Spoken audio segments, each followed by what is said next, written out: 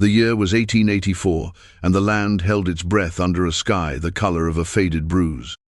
For Elias Vance, the world had shrunk to the size of his homestead, a small, lonely island carved from the vast, indifferent prairie of the Dakota Territory. The silence in his cabin was a physical thing, a weight that pressed down on him, thick with the ghosts of laughter and a small voice calling for its father. It had been 2 winters since diphtheria had stolen his wife, Hannah, and their son, Thomas, leaving Elias a hollowed-out man, tending the embers of a life that had already burned to ash. His days were a litany of chores, a rhythm of survival that asked for nothing but muscle and sweat, and for that he was grateful. He chopped wood until his arms screamed, the sharp crack of the axe a welcome intrusion into the quiet. He mended fences that bordered nothing but more emptiness. He spoke only to his mule, a creature whose dumb patience felt like a form of companionship. He was a man living in the past tense, his heart a locked room, the key long since lost in the cold earth beside 2 simple wooden crosses on a nearby hill. The nearby town of Redemption Creek was a place he avoided whenever possible. It was a raw settlement of dirt streets and false-fronted buildings that baked in the summer and froze in the winter, populated by people whose piety was as thin as their walls. They were suspicious of strangers, and doubly so of a man who preferred his own company. They looked at Elias with a mixture of pity and contempt, seeing his grief not as a wound but as a weakness, a failure to simply move on. They whispered about him, the widower on the edge of the prairie, a man who had forgotten how to speak to his own kind. He felt their judgment like a change in the weather, a cold front moving in whenever he rode down the main street for salt, flour, or coffee. On one such trip, with the autumn air carrying a sharp, biting promise of the harshness to come, Elias found the town's usual grumbling quiet, replaced by a tense, expectant hum.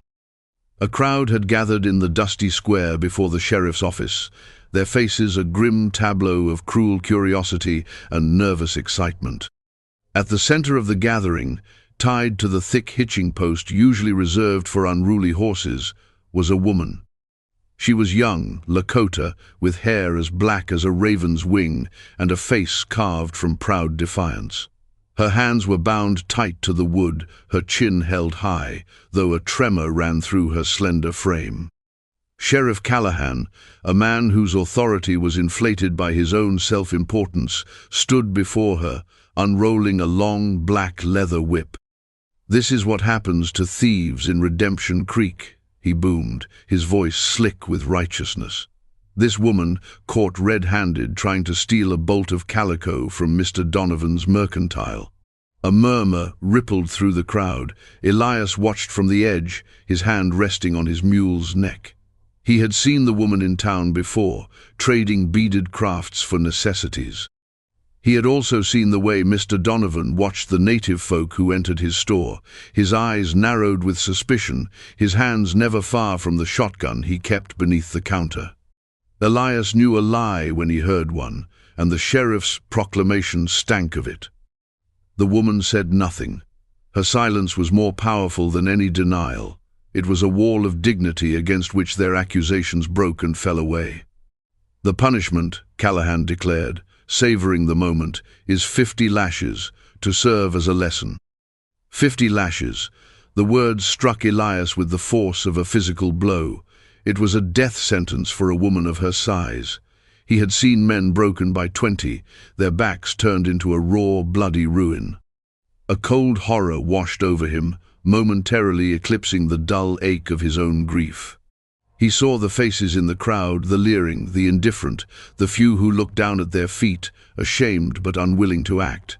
He saw the whip in Callahan's hand, a coiled serpent ready to strike.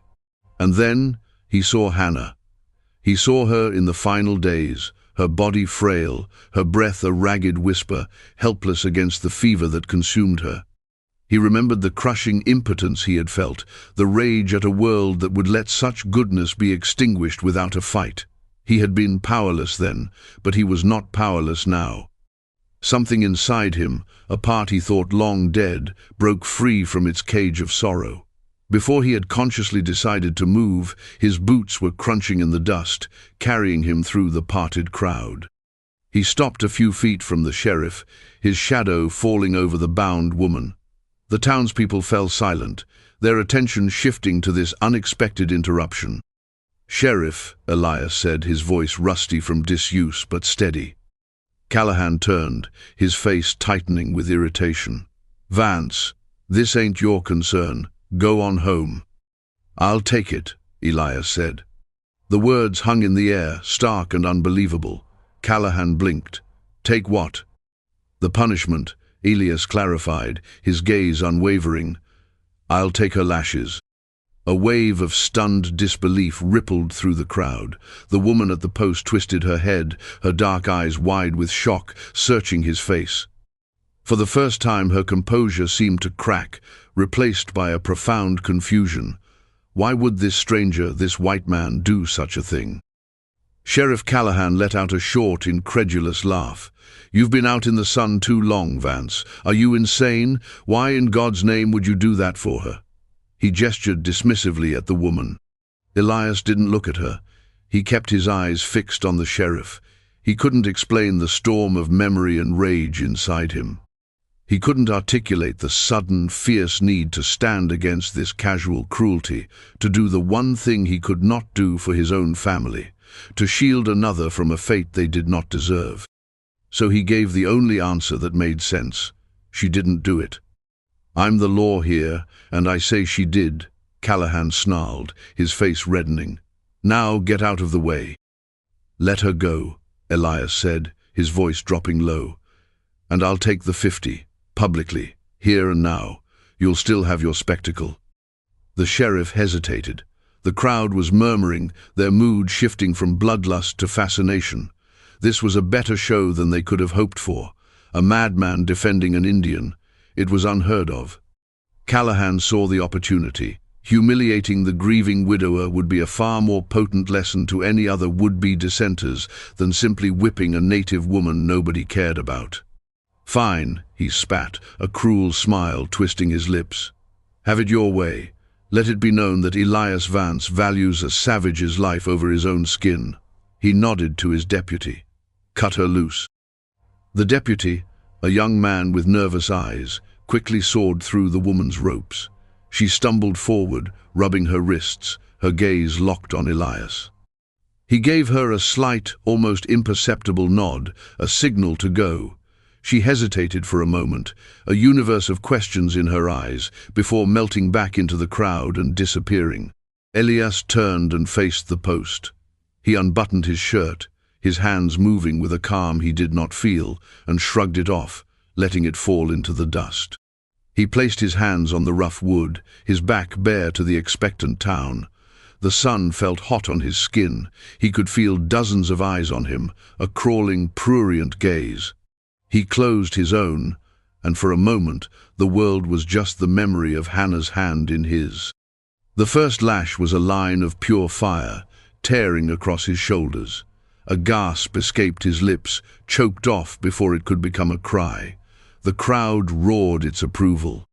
The second lash landed lower, crossing the first. The pain was blinding, absolute. It seared through flesh and muscle, a white-hot agony that erased all thought. He clenched his jaw, tasting blood where he bit his tongue. He lost count. The world became a cycle of searing pain, the whistle of the leather through the air, and the sickening impact. The roars of the crowd began to fade, replaced by a stunned, uneasy silence as the reality of the punishment unfolded. This was not a show anymore. This was a man being methodically flayed. He focused on the grain of the wood under his palms, on the rhythm of his own ragged breathing. He would not scream. He would not give them that. At some point, the pain became a distant, roaring ocean. His knees buckled, but he forced them straight. His vision swam in a red haze. He felt a presence nearby, heard a voice raised in anger. "That's enough, Callahan. You'll kill him." It was Dr. Amos Blackwood, his voice a sharp scalpel cutting through the thick silence. The whipping stopped. The sudden absence of pain was as disorienting as the blows themselves. Elias's hand slid down the post, and the world tilted, dissolving into blackness. He collapsed into the dust, a broken heap at the foot of the town's cruel justice. His return to consciousness was slow and agonizing. He was aware of a jolting motion, of a rough blanket beneath him, of a voice murmuring nearby.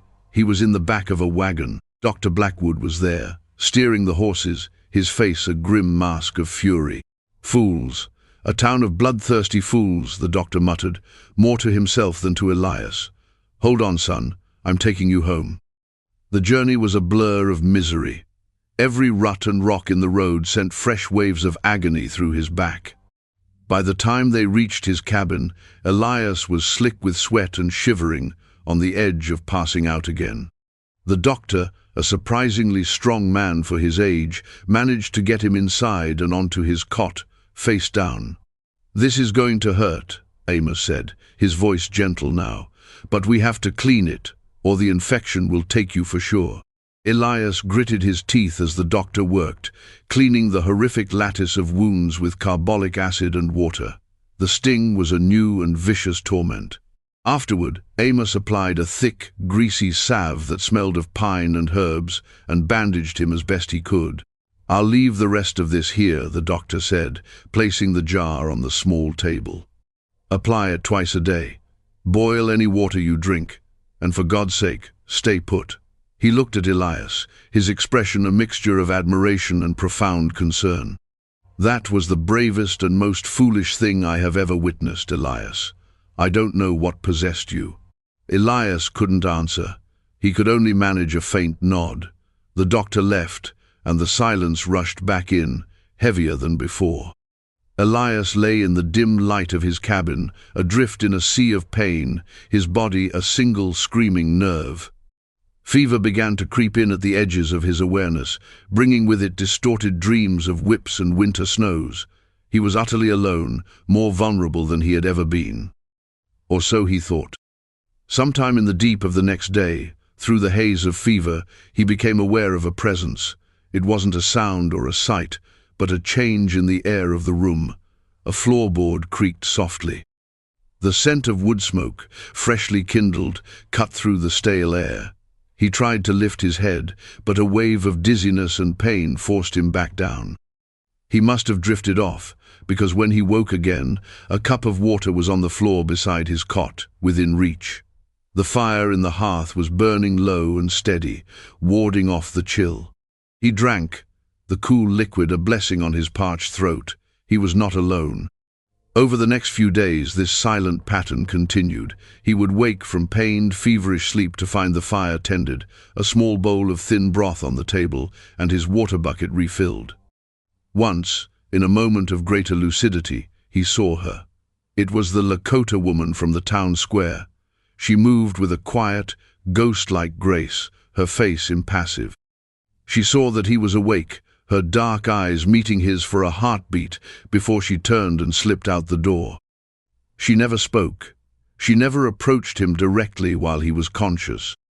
But when the fever was high and his mind was clouded, he felt gentle hands cleaning his wounds, replacing the bandages with fresh ones coated in the doctor's salve and something else cooler, greener-smelling poultice of crushed leaves that seemed to draw the fire out of his skin. He existed in a state of confusion and suspicion. Why was she here? Was it pity? Gratitude? He was too weak to ask, too weak to protest. He was at her mercy, a thought that sat uneasily with him. But her care was undeniable. It was methodical, impersonal, and it was keeping him alive. The fever slowly began to recede, leaving him weak and drained, but clear-headed for the first time in what felt like an eternity. One morning, the light slanting through his window felt different, brighter. The pain in his back had subsided to a deep, throbbing ache.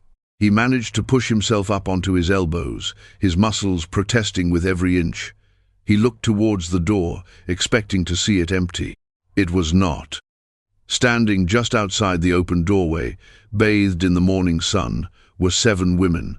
The woman he knew, the one who had been caring for him, stood slightly in front. Behind her were 6 others, ranging in age from a girl not much older than his Hannah to an elder whose face was a beautiful map of wrinkles. They were all dressed in traditional buckskin, their expressions serene and unreadable.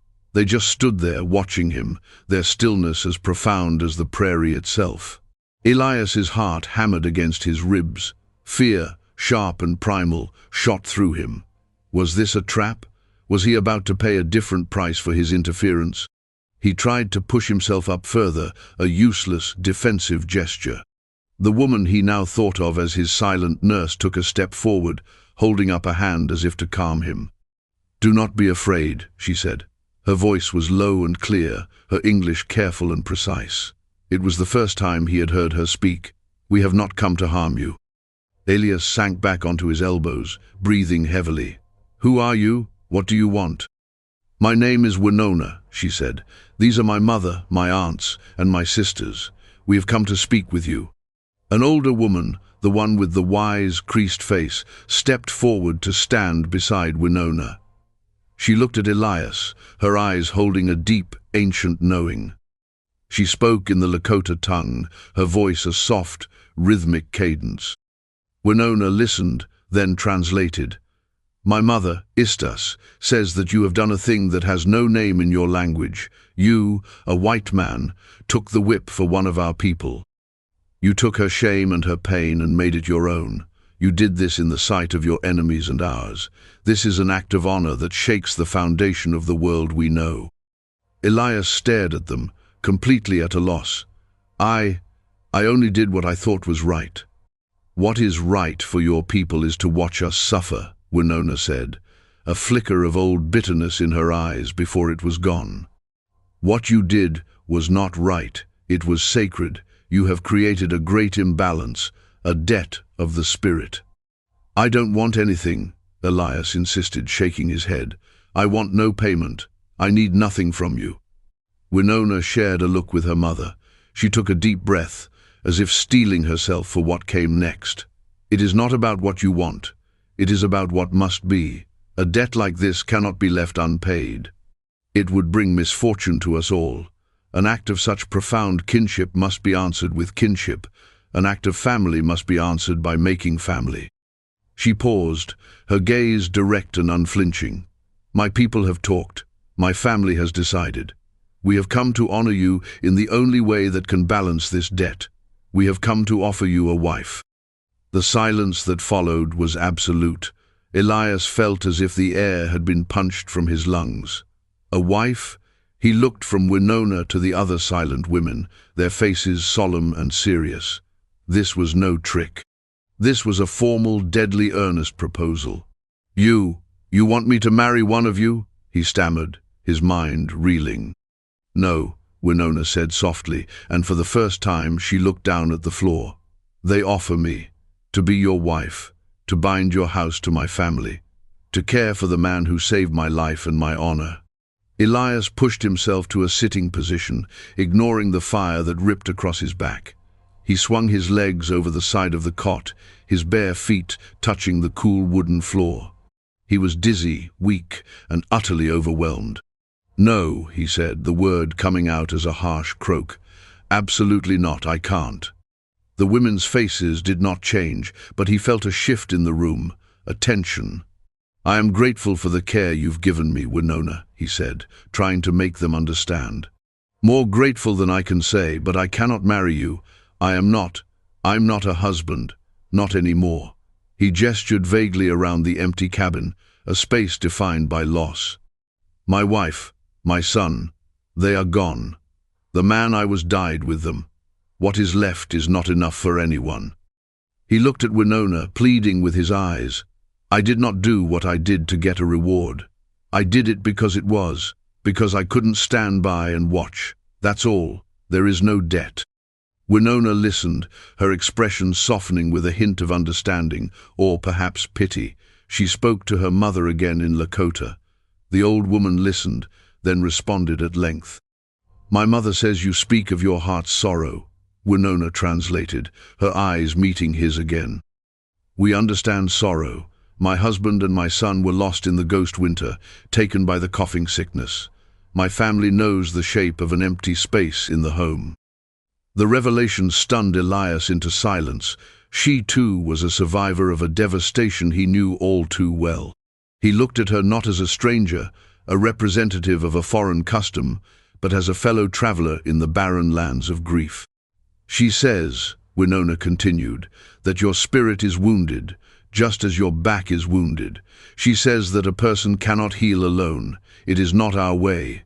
You took my physical pain. Now, it is my place to help carry your spiritual pain. This is the balance. Marriage is the name we give it.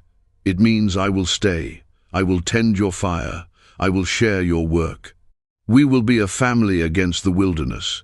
It does not mean you must forget your lost ones. It means you will not be lost with them." Before Elias could form a reply, the sound of hoofbeats and the rattle of a wagon shattered the morning quiet. A voice boomed from outside. "Vance, I know you're in there, and I know you've got squatters with you." It was Sheriff Callahan. Instantly, the atmosphere in the cabin changed. The women, who had been serene and calm, became tense, their bodies coiled with a defensive stillness. Winona moved to the side of the doorway, peering out cautiously. Elias felt a surge of cold fury. Callahan had come to his home, to this place of quiet convalescence, to continue his campaign of petty tyranny. "Stay inside," Elias commanded in a low voice. Using the wall for support, he pulled himself to his feet. Every muscle screamed in protest. The pain in his back was a sickening, grinding fire. He swayed for a moment, his vision tunneling, but he forced himself to stay upright. He grabbed the hickory walking stick the doctor had left him and limped towards the door. He stepped out into the sunlight, blinking against the brightness. Sheriff Callahan sat on his horse, a rifle resting across his saddle. His deputy was with him, looking even more nervous than he had in the town square. "Sheriff," Elias said, his voice tight, "this is private property." "Not when it's being used to harbor vagrants," Callahan retorted, gesturing with his rifle toward the silent women who had gathered behind Elias in the doorway. "I'm giving you one chance, Vance. Send them packing, or I'll arrest the whole lot of them for trespassing, and you for harboring them." Elias looked back at Winona, at her mother, at the faces of the women who had come to offer him an honor he couldn't comprehend. He saw their quiet pride, their unshakable resolve. And he saw the sheriff, a man who built his power on fear and prejudice. In that moment, the choice became startlingly clear. His grief had isolated him, made him a passive observer of his own life. But the whip, and now this confrontation, had awakened something else, a duty, an allegiance. He turned back to Callahan, planting the end of his walking stick firmly in the dirt. He stood taller, the pain a distant thing now, burned away by resolve.